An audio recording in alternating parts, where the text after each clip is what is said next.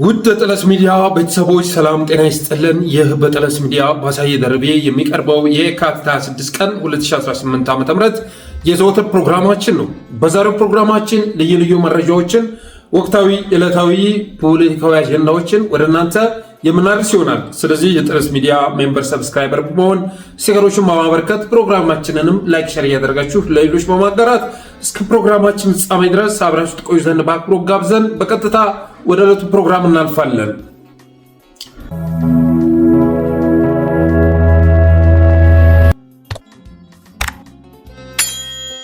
በመጀመሪያ የመረጥነው ርዕስ እንደ መግቢያ የሆነን ዘንድ የአርበኛ አስረስ ማረ መልእክት ነው። አርበኛ አስረስ ማረ የሚገርም መልእክት አስተላልፏል። የኢራን ሚሳኤሎች ብዙ ነገር ለውጠዋል ይላል።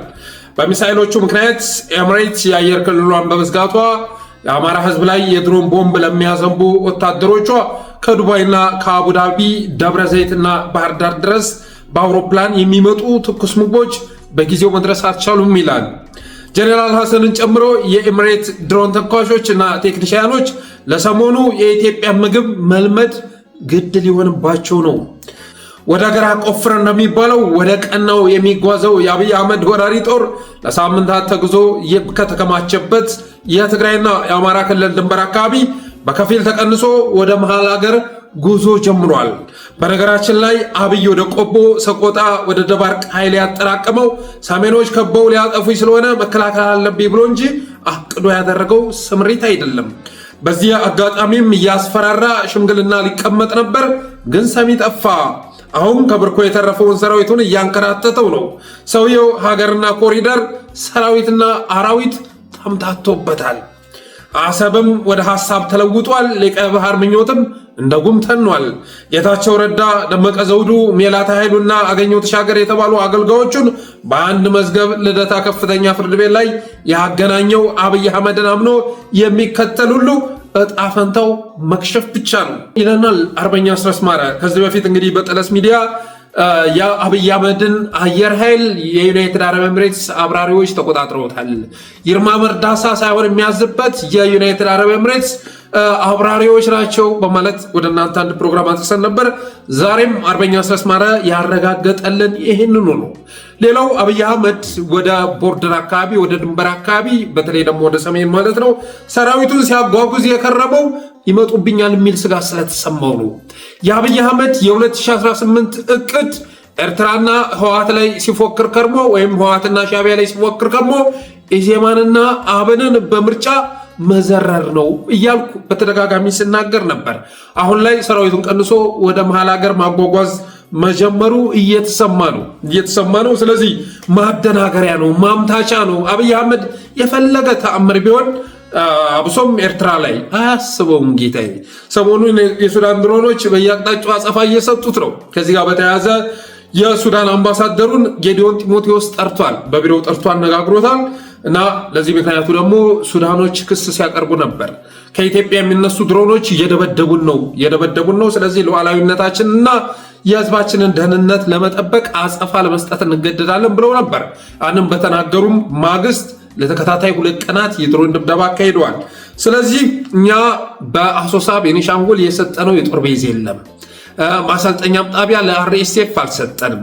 የጦር መሳሪያ ድጋፍም እያደረግን አይደለም በማለት ከሸመጠጠ በኋላ ማስጠንቀቂያ ሰጥቶ የሱዳን አምባሳደሩን እንደመለሰው የደረሰ መረጃ ያመለክታል። ስለዚህ አስረስ ማረም የተናገረው ይህንን ነው።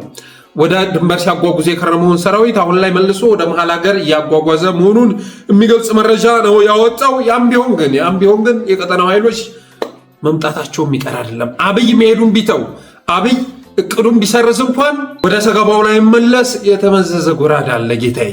አብይ አህመድ እቅዱን ቢሰርዝ እንኳን ወደ ሰገባው ላይ መለስ የተመዘዘ ጎራዳ አለ እና አይቀርለትም። በ2018 በእኔ እምነት አብይ አህመድ ከስልጣን ይወገዳል ብዬ አስባለሁ። ስለዚህ አስረስ ማረም ያስተላለፈው መልእክት ተገቢ ነው የሚል እምነት አለኝ።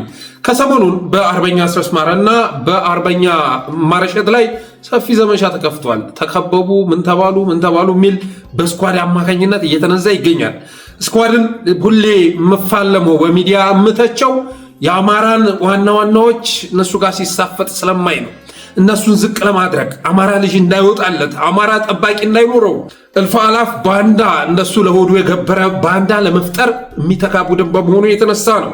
ስለዚህ ይሄ ስኳድ የተባለ ስብስብ ሰሞኑን ደግሞ እነ አርበኛ ዘመነ ካሴን ከባቢ እና አስረስ ማረን ደግሞ ተከባቢ አድርጎ ፕሮፓጋንዳ እየነዛ ይገኛል። ይህም በተመለከተ ማርሸት የሚከተለውን መልእክት አስተላልፏል። ትግሉ በሁለት መንገድ ሽግግር አድርጓል። ትግሉ በሁለት መንገድ ሽግግር ወይም ትራንዚሽን አድርጓል። ከመንጋጋ ጫጫታና ከከበሮ ድለቃ ወጥቶ እውቀት፣ ስትራቴጂ እና በሳል አመራርነት ላይ ደርሷል። እዚህ ላይ ሃይ ሌቭል ፕላኒንግ ፎሎ አፕ ዘ ታስክ ዲሲዥን ሜኪንግ በትልቁ ይጠበቃል ይላል። በሌላ በኩል የመዋቅር ሽግግር ስትራክቸራል ትራንዚሽን አድርጓል። መዋቅርን መዘርጋት፣ መዋቅርን ማሳደግ፣ መዋቅርን ማብዛት፣ በፍጥነትና በጥራት መስራት ይጠበቃል። በዚህ መንገድ የትናንቱ ስህተት በዛሬ እየታረመ የትናንቱ ክፍተት በዛሬ እየተሞላ ይሄዳል ማለት ነው። ይህ ማለት መጪው ዘመንና ከፊታችን ያለው መንገድ የበለጠ ጠንካራና ቀጭን እየሆነ ይመጣል ማለት ነው። በትግሉ ሜዳ ላይ ያለው አርበኛ፣ በውጭ ዓለም ያለው ዲያስፖራ ወገናችን፣ የተቀረው የአማራ ልሂቃን ይህንን ከግምት ያስገባ መንገድ መጓዝ ይጠበቅበታል ይላል። እንደ ማስታወሻ በትናንትናው ዕለት አርበኛ አስረስ ማረ ዳምጤና አርበኛ ማርሸት ተባረሩ፣ ተሳደዱ፣ ተከበቡ በማለት ብልጽግና የውሸት ፕሮፓጋንዳ ሲሰራ አስተውለናል። በመመራው ድርጅት አሳዳጅ፣ ተሳዳጅ፣ ከባቢ፣ ተከባቢ የሚባል ሁኔታም አካልም የለም አይኖርም በማለት አርበኛ ማርሸት ፀሐዩ የሚገርም መልእክት አስተላልፏል።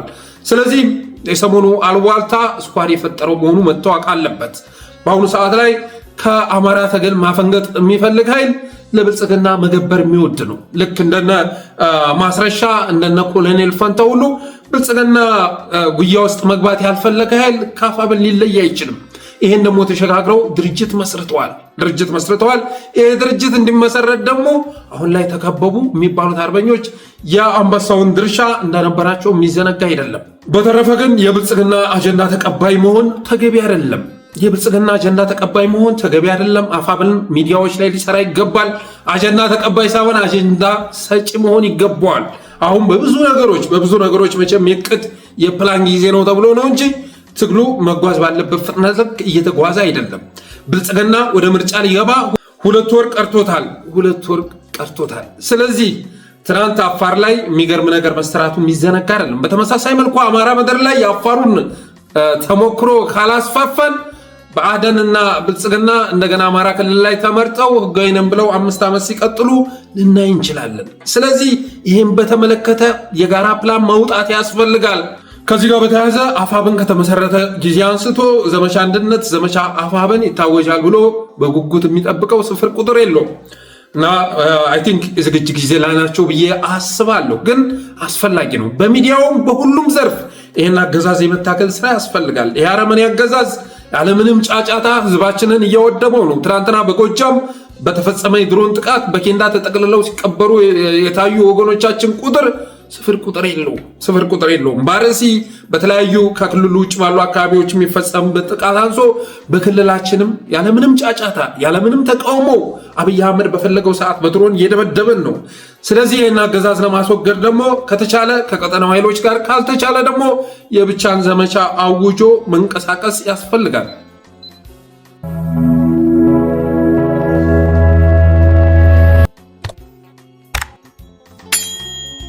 ሁለተኛው ርዕሳችን የኦላ መግለጫና የኢሰመኮ መልስ ይመለከታል። ወሳኝ ርዕስ ነው። የኦላ መግለጫና የኢሰመኮ መልስ። ኢሰመኮ የኦላ መግለጫ በተነበበ ማግስት ትናንትና ፈጣን መልስ ሰጥቷል።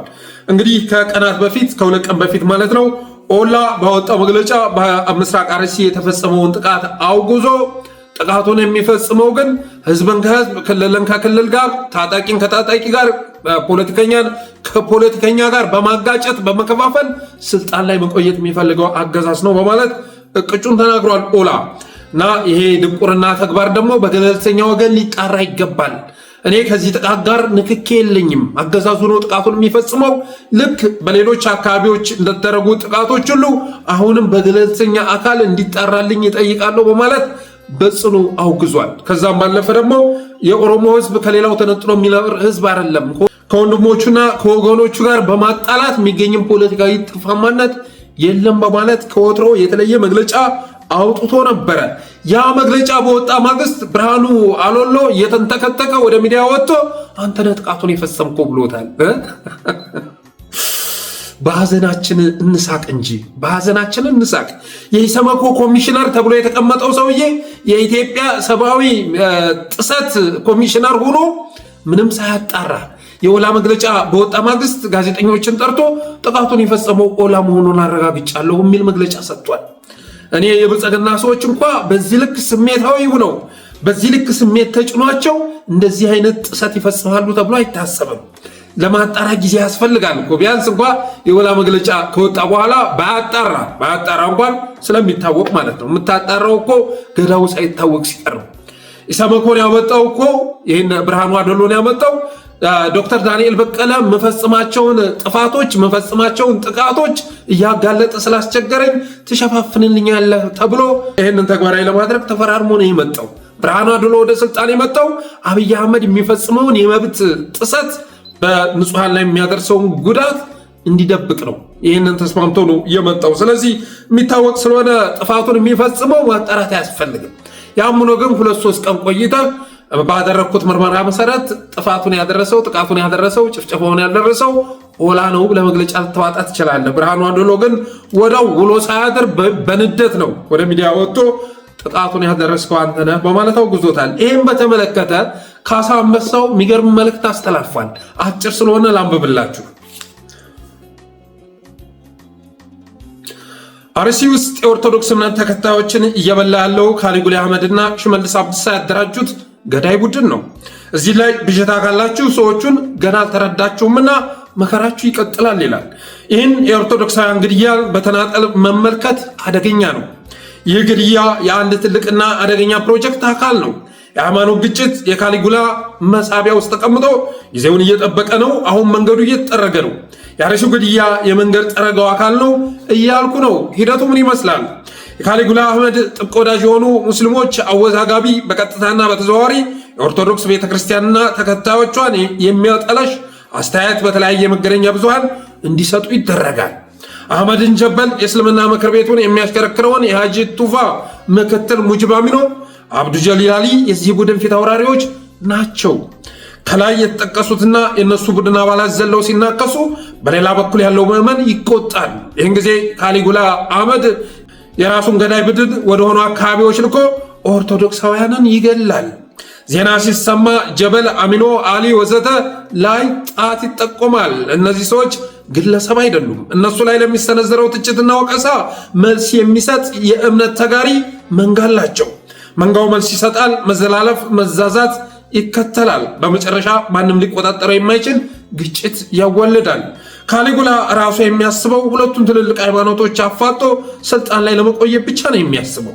ስልጣን ላይ እስካለ ድረስ ማኔጅ ማድረግ የሚችል ይመስለዋል። ከእጁ ሊወጣ እንደሚችል ማሰብ አልፈለገም በማለት ካሳ አንበሳው ወሳኝ መልእክት አስተላልፏል። ይህንን ከቀናት በፊት ስንናገረው የነበረ ነው። 5 ሚሊዮን ፕላስ ብለው እነ ሙጂብ አሚኖ ሲመጡ እኔ ሙስሊም ወንድሞቼ ቢደራጁ ስጋት ሊፈጥርብኝ አይችልም። አደራጁን ስመለከት ግን ለልማት ሳይሆን ለጥፋት ነው፣ ለሰላም ሳይሆን ለውድመት ነው የሚያውሉት ይህን አደረጃጀት በማለት ተቃውሞኝ ገልጫለሁ። ሙስሊም ፎቢያ ስላለብኝ አይደለም ያን ያልኩት። ሙስሊም ፎቢያ ስላለብኝ አይደለም። ተዋህዶ ሲባል እንደተቸነው ሁሉ እንደዚህ አይነት አደረጃጀት እንደ ሙጂብ አይነት ደላላ ይዞ ሲመጣ ልንቃወመው ይገባል። በኢትዮጵያ ለመጠፋፋት የማንነት ፖለቲካ በቂ ነው። በሱ ላይ የሃይማኖት ፖለቲካ በመነስነስ ትርፋማ የሚሆን ሃይማኖት ሊኖር አይችልም። ኦርቶዶክስና ሙስሊም ሲጠፋፉ የሚጠቀመው ሙጂብ አሚኖ ነው፣ የሚጠቀመው የሃይማኖት ነጋዴው ነው፣ አብይ አህመድ ነው የሚጠቀመው፣ ሽመልስ አብዲሳ፣ አዳነች አቤቤ ናቸው የሚጠቀሙት። ስለዚህ እነዚህን ሰዎች ወደ አንድነት መተን በጋራ ትግል ማስወገድ ነው እንጂ ተከፋፍለን መጥፋት የለብንም። ኑሮ እየፈተነን ነው፣ ህይወት እየከበደን ነው፣ ሰላም አጥተናል። ትናንት የለጉርስ ነበር የሚቸግረን፣ ዛሬ ግን ሰላም የሌላቸው ህዝቦች ነናል፣ እንቅልፍ የሌለው ህዝብ ሆነናል። እና ይህን ነገር ማስቆም ደግሞ ከሙስሊሙ ይጠበቃል በማለት ተናግሬ ነበር። ተመሳሳይ መልእክት ነው ይዞ የመጣው። በተረፈ ግን ከነ ብርሃኑ አሎሎ የሚጠበቅ ነገር የለም። ብርሃኑ አሎሎ ከዚህ የተለየ ነገር አይጠበቅም። ሲመጣም የኦህዴድን የጥፋት እቅድ የውድመት እቅድ ለመደበቅ ተስማምቶ የመጣ በመሆኑ የተነሳ ባለፈው ዓመት ኢሰመኮ ሲያቀርበው የነበረው የድሮን ጥቃት በአማራ ክልል መፈጸሙን የሚያረጋግጥ መረጃ አላገኘውም ብሎ የተናገረ ደፋር ሰው እኮ ነው ብርሃኑ አሎሎ ማለት። በነገራችን ላይ ብርሃኑ የሚባሉ ሰዎች ችግራቸው ምንድን ነው? አብዛኛውን ስመለከት ብርሃኑ አሎሎ በል የኢሰመኮ ኮሚሽነር፣ ብርሃኑ ነጋ በል የኢዜማው፣ ብርሃኑ ጁላ ትላለህ የኤታማዦር ተብዬው፣ ብርሃኑ በቀለ ትላለህ ብርሃኑ በቀለ በዳዳ ጄኔራሉ ማለት ነው። ብርሃኑ ፈይሳ ትላለህ፣ ብርሃኑ ጸጋይ ጎበዜ ሳይን ያሳዘው፣ ብርሃኑ ለንጅሶ በሙስና የመስኖና ቆላማ አካባቢዎች ተሾሞ በሙስና አገሪቱን ባዶ ያስቀረው ብርሃኑ ተዘራ ትችላለህ። ደግሞ ከአርቲስቶቹ ብርሃኑ ተዘራ ዛፍ ስር ቁጭ ብለን ግጥም የምንጽፍበትን ሁኔታ ስለፈጠሩልን እናመሰግናለን እያለ ሲናገር የሰማነው ሰው ማለት ነው። እና ብርሃኖች ምንድነው ችግራችሁ? ምን ነው ያለችንን ብርሃን እኮ እያጠፋችሁ አስቸግራችሁን። ዛሬ ደግሞ ብርሃኑ አሎሎ የተባለ ሰውዬ ትናንትና ኦላ መረር ያለ መግለጫ በወጣ ቅጽበት ተመሳሳይ አይነት መግለጫ ይዞ በመምጣት አንተን የፈጸምከው ብሎ በመወንጀል እውነተኛ ገዳዮቹ እንዳይታወቁ በማድረግ ላይ ይገኛል። በተረፈ እንግዲህ ባለፈው የሃይማኖትን ጉዳይ በተመለከተ አስተያየት እንደሰጠነው ሁሉ አሁንም ግጭት እየተጠመቀልን ነው። እና ሙጅብ አሚኖ ኢድ አደባባይ የሚል ዘፈናቸውን ይዘው መጥተዋል። እና አቡበከር አህመድ ኢድ አደባባይ እያሉ ይገኛሉ። ሙስሊም ወገኖቼ እንኳን በአደባባይ ላይ ይቅርና ቤት የመጣችሁ ኢፍጣር ብታደርጉ ደስታውን አልችለው። እናንተም ጋር መጥቼ አፍጣር ሰዓት ላይ ብቀመጥ ደስ ይለኛል፣ እውነት ለመናገር ማለት ነው። ሴፍቲኔት ላይ ከላላ ሰርቻለሁ እና ትልልቅ ዑለማዎች ያሉበት አካባቢ ነው ያ አካባቢ። እና ረመዳን ጾም ሲመጣ ምሽት ማሳለፈው እነሱ ጋር ነበር። የምታደርጉት ሴሬሞኒ የሚከነክነኝ ሰው አይደለም። በዚህ ደረጃ ግን መስቀል አደባባይ ላይ የሄዱ ኢፍጣር ማድረጉ እሺ ይሁን ሲደረግ የነበረ ጉዳይ ነው። ኢድ አደባባይ ብሎ ወደ ብሽሽቅ መግባት ምን ያደርጋል? ለዛውም በጾም ጊዜ ከወንድሞቻችሁ ጋር። ኢትዮጵያ ኦርቶዶክስ ተዋሕዶ ቤተክርስቲያን እስልምና ጋር ራሷን የምታፎካክር ራሷን የምታነጻጽር ሃይማኖት አይደለችም። የራሷን መስመር ጠብቃ ይዛ የምትጓዝ ሃይማኖት ነች። አሁን ላይ ተሳዳጅ ነች። እንደ ድሮ እንኳ ቤተ መንግስት ላይ ያለው የሚከተለው ሃይማኖት ኦርቶዶክስ አይደለም፣ ጸረ ኦርቶዶክስ ነው ያለው። ስለዚህ ጊዜ አመቸ ተብሎ አገዛዙን ትርፋማ ለማድረግ እንደዚህ አይነት ትንኮሳ መቆም መቻል አለበት። በተረፈ ኢብራሂም ቱፋ ዛሬ ኢራን ኤምባሲ ሄዶ ለቅሶ መድረሱ ተሰምቷል። የአያቶላን ህልፈት በተመለከተ ወደ ኢራን ኤምባሲ ሄዶ ለቅሶ መድረሱ ተሰምቷል። ከኢራን ጎን እንቆማለን የሚልም ኦፊሻሊ መግለጫ ሰጥቷል። ኢብራሂም ቱፋ እንደዚህ አይነት ድፍረት ውስጥ ሊገባ የቻለው አብይ አህመድ ስለላከው ነው። ከቀናት በፊት ከኳታር መንግስት ጋር ነን እና የኢራን መንግስት ኳታር ላይ የሚፈጽመውን ድብደባ እንቃወማለን ያለው አብይ አህመድ ኢብራሂም ቱፋን ወደ ኢራን ኤምባሲ በመላክ አማራ መደብደቢያ ድሮን ሲሰጡኝ ስለነበር ሂድና ለቅሶ ድረስልኝ ብሎ ስለላከው ነው። ከናንተ ጎንን ኦፊሻሊ መቼም በመንግስት ደረጃ እንደዛ ብለን ባንገልጽም ጠቅላይ ሚኒስትሩን ከናንተ ጋር ነው አስተላለፉ የሚል መልእክት አድርስ ተብሎ ስለተላከ ነው እንጂ አብይ ወደ ስልጣን ያመጣው ተቀዳሚ ሙፍቲን ፈንቅሎ ወደ ስልጣን ያመጣው ኢብራሂም ቱፋ በራሱ እንደዚህ አይነት ንግግር እንደዚህ አይነት የድፍረት ተግባር ያደርጋል ተብሎ አይታሰብም።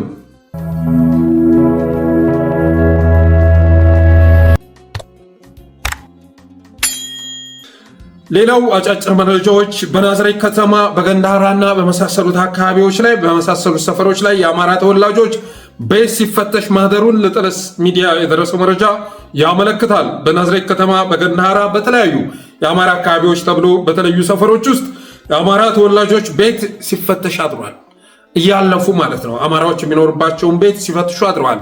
አሳቀው ከተማውን ጥለው እንዲወጡም ስለሚፈለግ ያፈሩትን ጥሪት በነፃ እየሸጡ በርካሽ እየሸጡ እንዲወጡ ስለሚፈለግ አሁን ላይ አማራዎችን ከአዲስ አበባ ብቻ አይደለም ከደብረ ዘይትም ከናዝሬትም እያሸማቀቁ እያንገላቱ ማስወጣት የተለመደ ተግባር ሆኗል።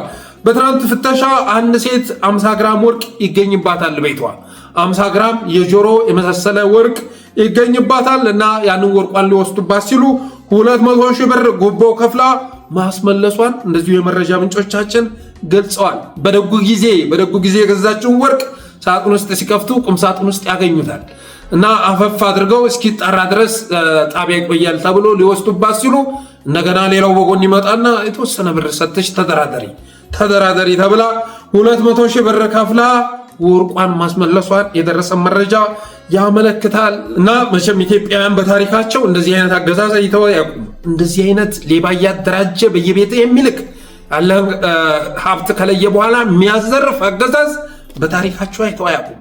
ይሄ ቤት የኔ ቤት ነው፣ ይሄ ወርቅ የኔ ሀብት ነው፣ ይሄ ብር የኔ ነው ማለት የማይቻልበት ዘመን ላይ እኮ ነው ያለ ነው። አብይ አህመድ ከፈለገ ፖሊሲ ቀርጾ እና ስትራቴጂ አዘጋጅቶ ይልክብሃል እና በናዝሬት፣ በደብረ ዘይት፣ በአዲስ አበባ አማራዎችን የመዝረፍ የትግራይ ተወላጆችንም ጭምር የመዝረፍ ስራ በሰፊው እየተሰራ መሆኑን የደረሰ መረጃ ያመለክታል። ቃሊቲ ውሃ ልማት ጀርባ ከሚገኘው አዲስ አበባ ማለት ነው የማካመቻ ጣቢያ ወይም ኮንሰንትሬሽን ካምፕ ውስጥ ከታጎሩ ዜጎች መካከል በርካቶች ህይወታቸው እያለፈ አስክሬናቸውን ለቤተሰብ እየተሰጠ መሆኑንም እንደዚሁ በተከታታይ የሚደርሰ መረጃ ያመለክታል። ቃሊቲ ውሃ ልማት ጀርባ ከሚገኘው የማከማቻ ጣቢያ ኮንሰንትሬሽን ካምፕ እዛ ውስጥ ከታጎሩ ዜጎች መካከል በቀን 2-3 አስክሬን እንደሚወጣ ምንጮቻችን ገልጸዋል። ስለዚህ በዚህ ጉዳይ ላይ አማራዎች እንደ ሮይተርስ ያሉ ዓለም አቀፍ ሚዲያዎች የማጣራት ስራ እንዲሰሩ እንደ ቢቢሲ እንደ አልጀዚራ ያሉ ዓለም አቀፍ ሚዲያዎች በዚህ ጉዳይ ላይ የማጣራት ስራ ሰርተው ዘገባ እንዲያወጡ ጫና ማድረግ ያስፈልጋል። ዓለም አቀፍ የመብት ተሟጋቾችም ዘንድ እንዲደርስ መረጃውን ማድረስ ያስፈልጋል። ወገኖቻችን በአዲስ አበባ ከአዋሽ አርባ የከፋ ኮንሰንትሬሽን ካምፕ ተዘጋጅቶ እየተሰቃዩ ይገኛሉ። ስለዚህ ልንደርስላቸው ይገባል። ሌላ ወደ አዲስ አበባ የምትሄዱ አማራዎች 50 ሺህ ብር ይዛችሁ ብትሄዱ ይመከራል። ከአማራ ክልል የምትመጡ በተለያየ ምክንያት ለስራ፣ ለሕክምና፣ ለንግድ ለመሳሰሉ ነገር የምትመጡ አማራዎች ወደ አዲስ አበባ ስትመጡ 50 ሺህ ብር ይዛችሁ መምጣት አለባችሁ። ምክንያቱም ልክ መናኸሪያ ላይ ስትወርዱ ፖሊሶች ይጠብቋችኋል። መታወቂያችሁ አማራ የሚል ከሆነ አማራ ክልል የሚል ከሆነ ይዘዋችሁ ይሄዳሉ ወደ ጣቢያ ማለት ነው። ስለዚህ ከዛ ጣቢያ ለመውጣት 50 ሺህ ብር የሻይ መስጠት አለባችሁ። ትናንትና ከአንድ ጠበቃ የደረሰ መልእክት ምን የሚል ነው? ከ6 በላይ አማራዎች ከመንገድ ላይ ታፍሰው መወሰዳቸውን ሰማውና የሆነ ቦታ ላይ እናስቀመጧቸው። ወደ አካባቢው ሲሄድ ፖሊሶቹ ደንግጠው ምንም ወንጀል ስላልሰሩ ማለት ነው እኔን ሲያው ደንግጠው ማን እንዳመጣቸው አናቅም ራሳቸው ነው የመጡት ብለው ሸመጠጡ። ከዛ ሰዎቹን እንዲፈቱ ማድረግ እንደቻለ ግን 50 ሺህ ብር ተጠይቀው እንደነበረ ለጠለስ ሚዲያ ገልጾልናል። ስለዚህ ወደ አዲስ አበባ የምትሄዱ አማራዎች ይህንን ማወቅ መቻል አለባችሁ።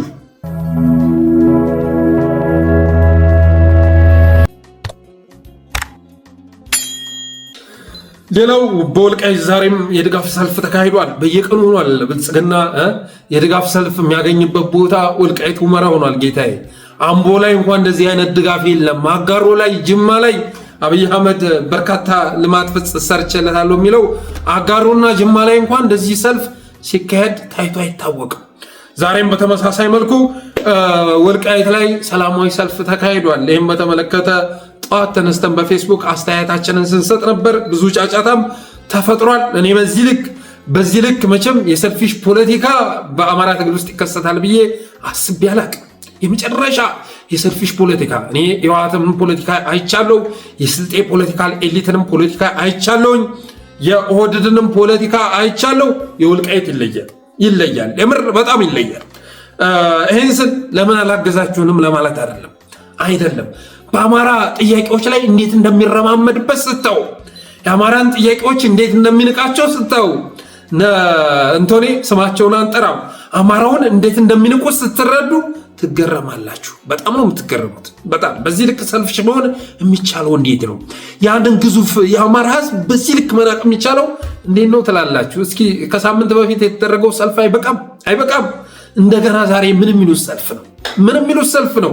የሆነ ሆኖ ዛሬ አቋሜን ገልጫለሁ። እናሳየ ደርቤ አቋሜን ገልጫለሁ። ምን አልኩኝ? ወልቃይትን በተመለከተ የተሰጠ የአቋም መግለጫ ይመለከተኛል፣ እንደ ግለሰብ ይመለከተኛል።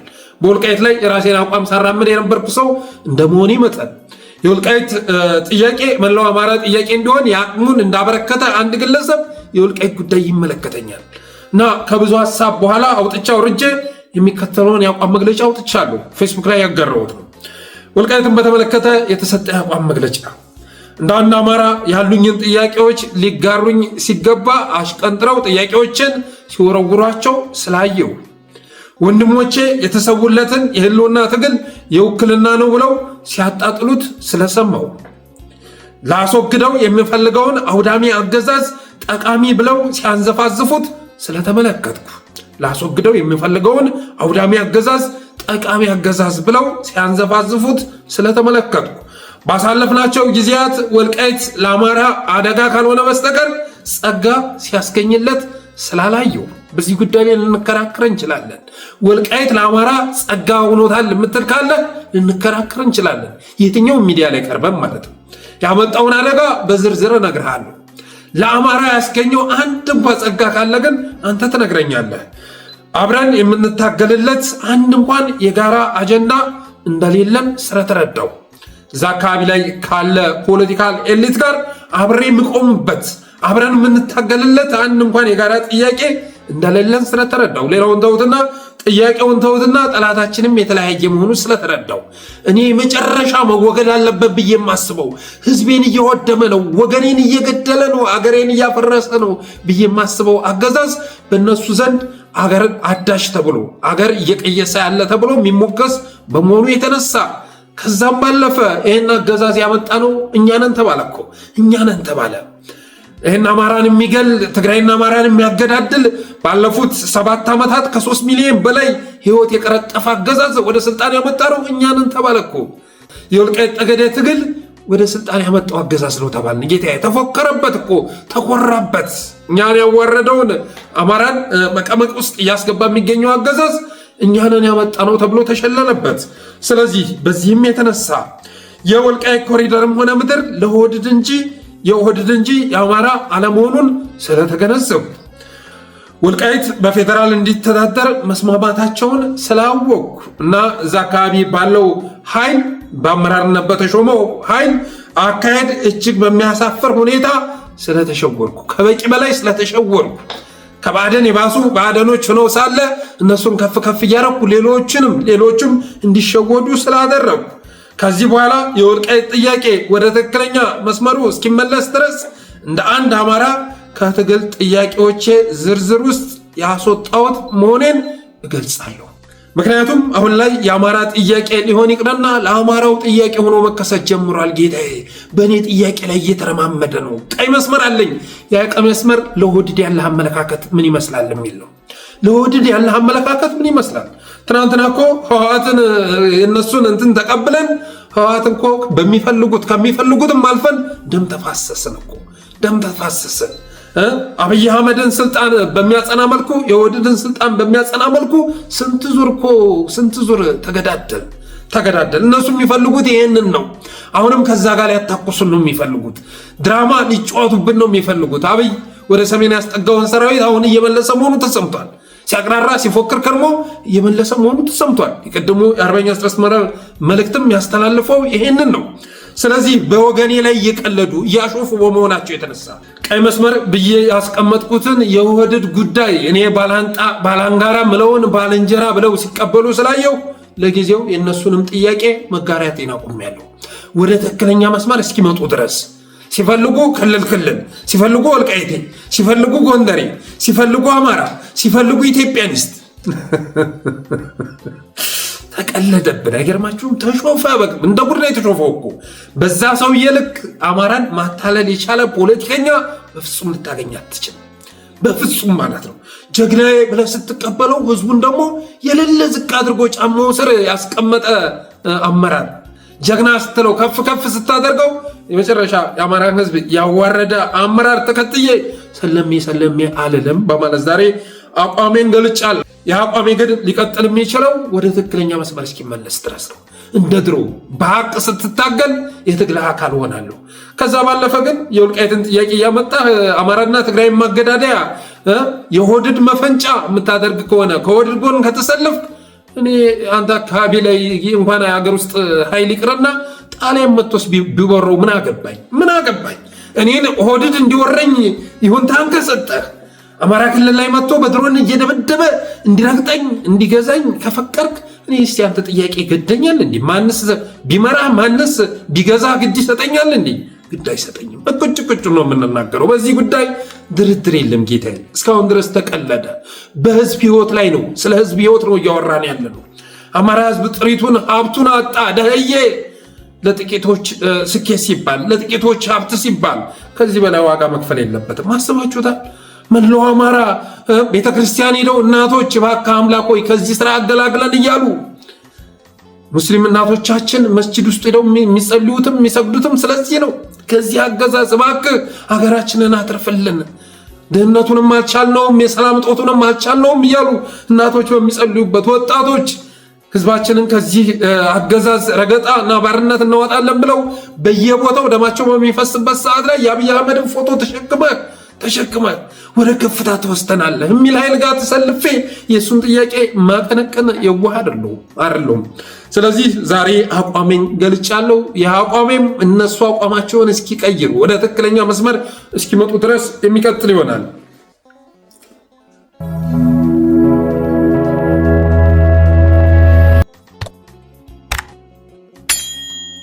ሌላው በዘመቻ አርበኛ ማንዳላ ያዩ አባዳርምስ ዘመቻ ገደብዬ ከተማ የነበረው የአገዛዙ ሰራዊት መመታቱ ተሰምቷል። በዘመቻ አርበኛ ማንዳላ ያዩ ወይም አባዳርምስ ስም በተሰየመው ዘመቻ ገደብዬ ከተማ የነበረው የአገዛዙ ሰራዊት መመታቱ ተሰምቷል። ትናንት የካቲት 25 2018 ዓ.ም ዳግማዊ ቴዎድሮስ 5ኛ ኮር በወሰደው እርምጃ 25 የአገዛዙ ሰራዊት ሲካተም ቁጥሩ በውል ያልታወቀ ቁስለኛ ሆኖ ወደ ዳባት ሆስፒታል መወሰዳቸውን የጠለስ ሚዲያ ምንጮች ገልጸዋል። በዚህም አውደ ውጊያ 5 ክላሽና በርካታ ተተኳሽ ገቢ መሆኑን የደረሰ መረጃ ያመለክታል።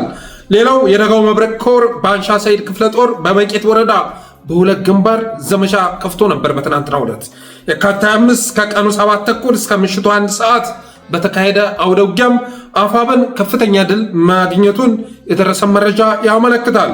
የካቲት 25 ከቀኑ 7 ተኩል እስከ ምሽት 1 ሰዓት የደጋው መብረቅ ኮር በአንሻ ሰይድ ክፍለ ጦር በመቄት ወረዳ በሁለት ግንባር ባካሄደው ዘመቻም 17 የአገዛዙ ሰራዊት ሲካተም ቁጥሩ በውል ያልታወቀ ቆስሎ ወደ ፍላቂት ሆስፒታል መወሰዱን ምንጮቻችን ገልጸዋል። በዚህም አውደ ውጊያ 15 ክላሽና በርካታ ተተኳሽ ገቢ መሆኑን የደረሰ መረጃ ያመለክታል። ሌላው ብአዴን ወይም ኦህዴድ ደግሞ ያወጣው መረጃ ምስራቅ ዕዝ በወሰደው እርምጃ 203 የጽንፈኛ አባላትን ደመሰሰ ብሎ ምስል አውጥቶ ነበር። ትናንትና ብአዴን ወይም ኦህዴድ ምስራቅ ዕዝ በወሰደው እርምጃ 203 ጽንፈኛ ደመሰሰም ብሎ ምስል አውጥቶ ነበር። ያንን ምስል ግን ሄኖክ የሽጥራ አጣርቶ ለጥፎታል እና ከዓመት በፊት የተለጠፈ የክላሽ ከዓመት በፊት ገቢ ተደረገ ተብሎ የተለጠፈ የክላሽ ምስል ጋር አያይዞ እንደለጠፈው ሄኖክ የሽጥላ አጋልጧል።